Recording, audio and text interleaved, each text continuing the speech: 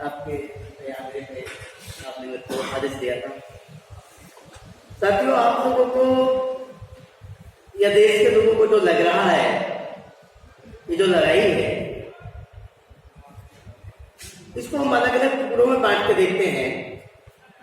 तो समय की बात है,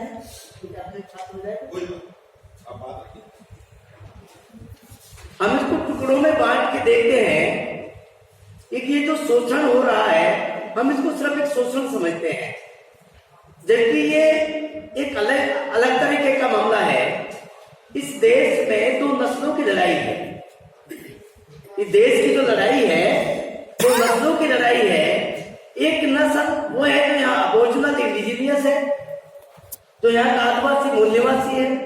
और जो दूसरी नस्ल है जो बाहर से जो माइग्रेट करके आई, भूख के कारण आई, और ने सीधा सीधा हमला किया और लूटा। अब जो आदमी हमलावर के रूप में आया या लूटने के नाम पे आया, धीरे धीरे धीरे करके उसने अपने किसी भी तरीके से यहाँ पे अपने आप को स्थापित कर लिया। और ये इतिहास आप सब जानते हैं कि तलवार के बलबूते पे बहुत सारी लड़ाइयां लड़ी गई और बहुत सारी लड़ाइयां जीती गई। जब तक सम्राट अशोक की तलवार रही, जब तक सम्राट अशोक राजा रहे, और जैसे ही सम्राट अशोक की तलवार गिर गई तो फिर गुलामी का दौर शुरू हो गया। यहाँ के जो आदिवासी मूल निवासी लोग हैं, अब उन लोगों ने जो यहाँ पे जो आर्यभट्ट जो स्थापित करना चाहते हैं, उन लोगों ने जो टेस्ट करने का जो मीटर है, वो हर किसी को टेस्ट करके देखा।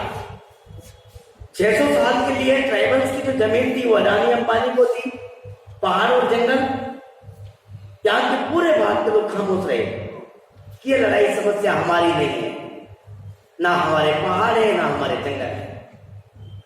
तो हुआ क्या, जो ट्राइबल जो लोग थे लड़ाई में जो आवाज उठाने लगे, उनको उन्होंने नक्सली आतंकवादी घोषित करके उनको मारना शुरू कर दिया। पूरा देश खामोशी से देखता रहा और 600 साल के लिए वो दे दिया गया।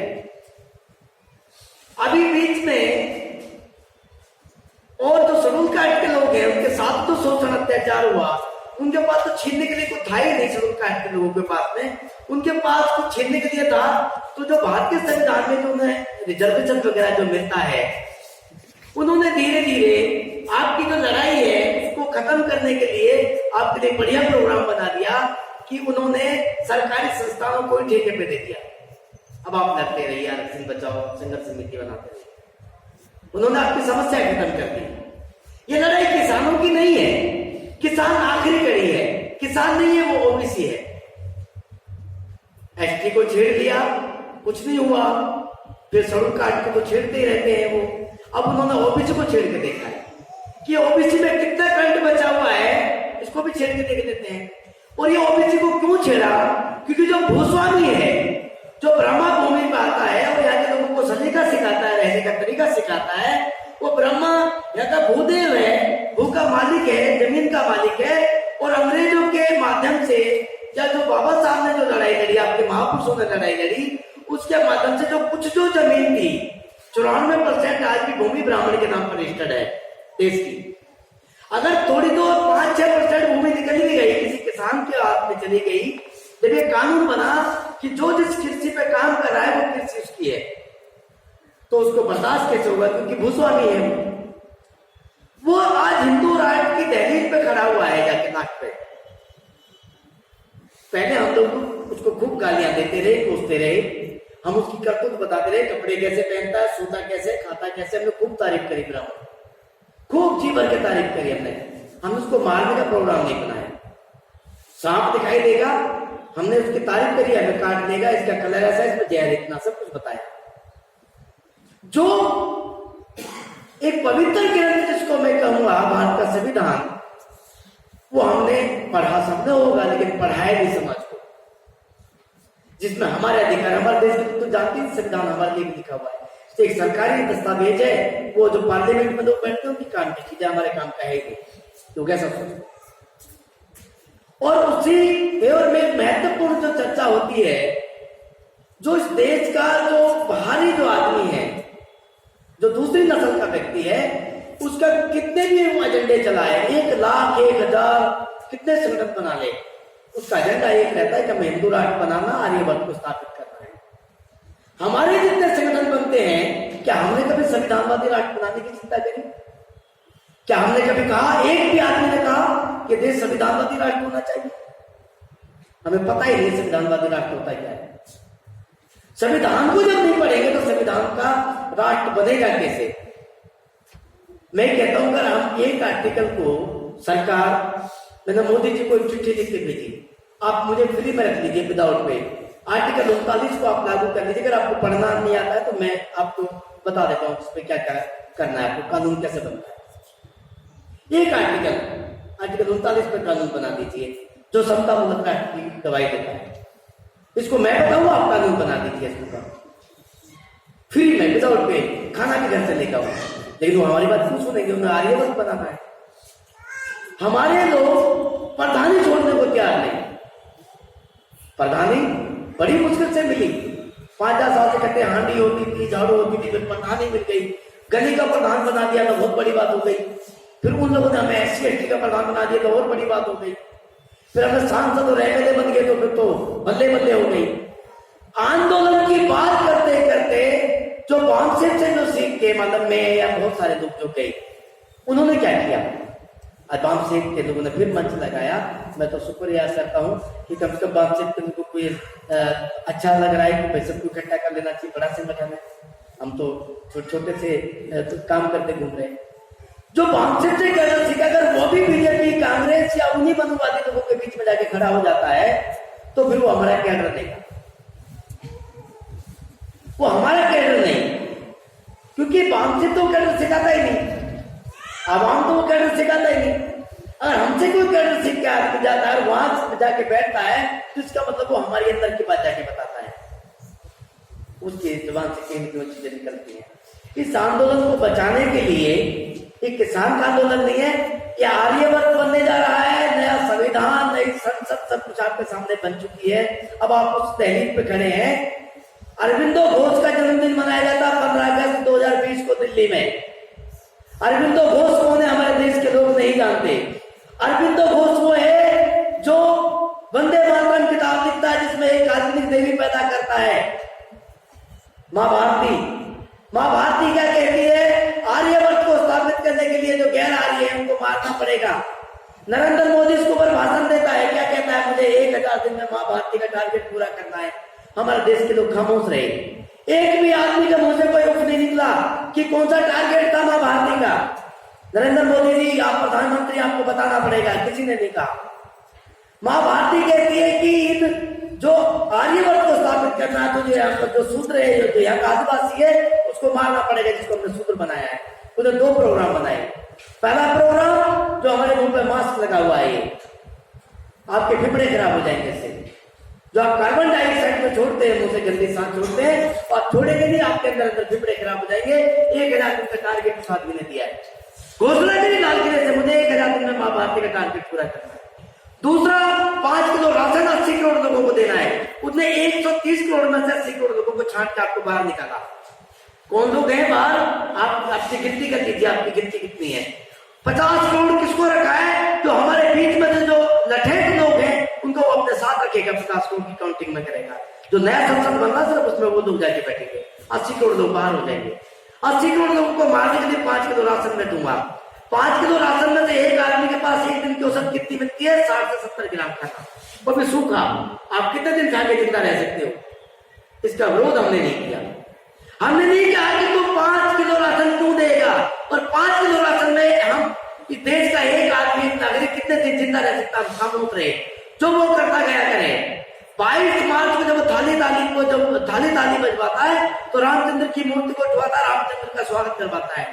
5 अप्रैल 2020 को रात को 9 बजे जब वो दीवा जलवाता है हमसे, तो 5 अप्रैल 1980 को भारतीय जनता पार्टी का नामकरण होता है रात को 9 बजे। वो हमसे दीपक जलवाता है, हम दीपक जलाते हैं। वो हमें टेस्ट करके देखता है देश के लोगों में क्या क्या ज्ञान बचा हुआ है, क्या इन्हें जानकारी भी है या नहीं है। सही रात को 9 बजे भारतीय जनता पार्टी का नामकरण किया और दीपक उसका चुनाव में रखा गया, और उसका हम पूरे देश से, यहाँ तक कि सरकारी मशीनरी को उसमें इस्तेमाल किया। हमारी देश की जो लाइट की जो व्यवस्था करते हैं, जो BSCS है, उसने भी सही रात को 9 बजे 9 मिनट के लिए लाइट बंद करी, स्ट्रीट लाइट तक बंद की गई और किसी ने विरोध नहीं किया। आप तो विरोध ही नहीं कर रहे हैं। हमारी 3 कैटेगरी है, फॉरवर्ड, बैकवर्ड और दलित। फॉरवर्ड वो है जो आने वाली घटना को समझ जाए, वो उसके लिए तरीका ढूंढ दे कि नहीं अब मेरे साथ क्या होने वाला है, उसके लिए कोई रास्ता खोजने का काम करे, फॉरवर्ड है। बैकवर्ड वो है जिसको मार दिया और उसका गाना गाता है कि मुझे मारा था, मुझे फला दिन मारा, मेरा कान तोड़ दिया, मेरा हाथ पैर तोड़ दिया, मेरा फलाना कर दिया, वो बैकवर्ड है। और दलित वो है जो बड़ा बड़ा सर पिट रहा है, जिसको कोई लेना देना नहीं, जो चुप खामोशी से जो सहन कर रहा है, वो दलित है। तो हमें नाम देता है, हम खामोशी से देखते हैं, हम लोग दलित हैं। आज आवाज उठती है तो अच्छी बात है। हम लोग चाहते हैं संविधानवादी राष्ट्र बने। हम लोगों ने बहुत सारे मंच लगाए, इस भवन में भी लगाए, लगातार 17 जून 2017 को एक नाट्य मंच लगाया जिसमें 26 संगठन हमने बुलाए, वामसेट के प्रतिनिधि भी आए,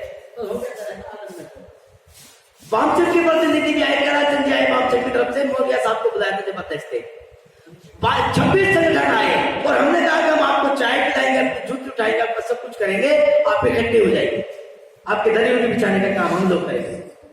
26 संगठन आए गांधी पीस फाउंडेशन में, लेकिन किसी ने भी कोई बात नहीं आए, अपने चौधरी झाड़ियों चले गए। हम चौधरी की लड़ाई छोड़ने को तैयार नहीं, मूंछों की लड़ाई छोड़ने को, मैं प्रधान और हम कहां के प्रधान है, इस हॉल में शंकरलाल खिरालिया राष्ट्रीय अध्यक्ष है।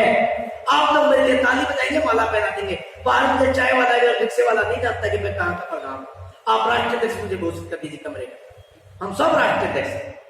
एक एक आदमी 10-10 संगठनों के कार्ड लेकर घूम रहा है, सब राष्ट्रीय अध्यक्ष। अगर ये प्रधानी छूटी, भारत के संविधान को सामने रखिए, उससे बड़ा कोई हमारे पास बचाव नहीं। संविधान को सामने रखिए, अपने आप को सरेंडर कर दीजिए संविधान के सामने। संविधान हमारा सब कुछ है, संविधान को बचा लीजिए, संविधान आपको बचा लेगा। अब संविधान बचने वाला नहीं है, ये लास्ट लड़ाई है, किसान की लड़ाई नहीं है। और लड़ाई को समझना पड़ेगा कि ये जो लड़ाई हो रही है ये सही तरीके से हो रही है, गलत हो रही है। अगर आज सुप्रीम कोर्ट जो कहता है कि किसान की बात को मान लेना चाहिए सरकार को, अगर उस बात को मान भी लिया जाए तो कहना फेंक चले अभी और एक झंडे में कह देंगे कि एक शब्द तुम्हारी बात मान ली, कानून रद्द।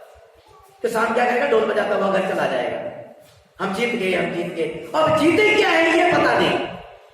कृषि राष्ट्रीय उद्योग होनी चाहिए थी, वो तो बनी नहीं। किसान जीतेगा क्या, वो अपने घर चला जाएगा लौट के और फिर दोबारा की लड़ाई में किसान नहीं आएगा। वो कहेगा तुम हमारे हिंदू भाई हो, हमने तुम्हारी बात मानी, अब हिंदू राष्ट्र बनाएंगे, तुम हमारा समर्थन करो, वो समर्थन करेंगे। ये देश हिंदू राष्ट्र बनेगा, 100% बनेगा अगर आप लोग इकट्ठे ना हो। संविधानवादी राष्ट्र निर्माण आंदोलन अभी हमने बात करी, 25-26 संगठनों ने नहा करी, या बिल्कुल हम साथ आएंगे। हमने कहा आर्य को भाई कहोगे, आर्य विदेशी भारत छोड़ो, कितने लोग कह सकते हैं आप आइए। कल हमारी 4 मीटिंगें हुई, हमने कहा आर्य विदेशी भारत छोड़ो, आप हमारे साथ आओगे। जिस व्यक्ति से बीमारी है, जिस अगर मुर्गे में अगर बर्ड फ्लू आता है तो बीमारी मुर्गे से फैलेगी, मुर्गे को मार देंगे तो बर्ड फ्लू खत्म हो जाएगा। अगर ब्राह्मण इस देश में नहीं रहता है तो बीमारी खत्म हो जाएगी, ब्राह्मण आदमी खत्म हो जाएगा। आर्य को मैं कहने में क्या दिक्कत आ रही है, वो 3 करोड़ है, हम 5 करोड़ अम्बेडकरवादी तो होंगे, संविधानवादी होंगे तो कह सकते हैं हम तो उससे जीत जाएंगे। अगर देश का नाई तेली धोबी चूड़ा जमाल मेघवाल अगर कुछ लोग भी आ जाते हैं तो भी हम ब्राह्मण से ज्यादा हो जाते हैं, वो 3% है। अगर हम उसको भगाने के लिए बात करते हैं तो क्या हर्ज है भाई, अगर आप नहीं कहते तो आपकी मर्जी है। वो आपको मारने के लिए वो इतना बेशरम आदमी, आपकी शर्म नहीं करता, आपकी इज्जत नहीं करता, वो आर्यवर्त बना रहा है आपके दहलीज पर खड़ा होकर, आप ब्राह्मण को कहने में डर रहे हो, पता नहीं क्यों, पता नहीं क्या बीमारी है आपको। हमारे देश में विदेशी बैठा है, पर ऐसी तैसी कर रहा, आप उसको भगाने के लिए एक शब्द तक मुंह से नहीं निकाल रहे तो मत निकालिए।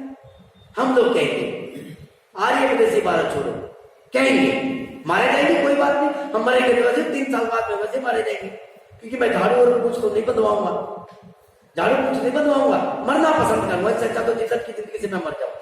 मैंने सिंधु घाटी सभ्यता पढ़ाई कि झाड़ू होती थी, पूछ होती थी, ऐसा नहीं है। आज मेरे सामने बदलने जा रही है तो अब मैं क्या कर सकता हूँ, अब तो मुझे उसे बचना चाहिए। मैं झाड़ू पूछ को नहीं बदलने दूंगा, उससे पहले मरना पसंद करूंगा। आज ये गो बैक कहूंगा, ये देश बनेगा, संविधानवादी राष्ट्र बनेगा, नहीं तो नहीं बनेगा। आपने मुझे समय दिया, इकट्ठे हो जाते हैं तो बेटर, नहीं होते तो कोई बात नहीं है, हम लोग मरने के लिए तैयार है, हम आपने आगे आगे रखिए। मैं तो वैसे भी कई साल से मरा हुआ था, बड़ी मुश्किल से जिंदा किया हूँ, और अब तो एक सामाजिक लड़की मेरे को मिल मीना सिंह करा दिया, एक मेरी जीवन साथी। इन्होंने ये आप लोगों के साथ काम करेंगे अगर मैं मर भी जाऊंगा तो। जय भीम, जय भारत, जय श्री राम।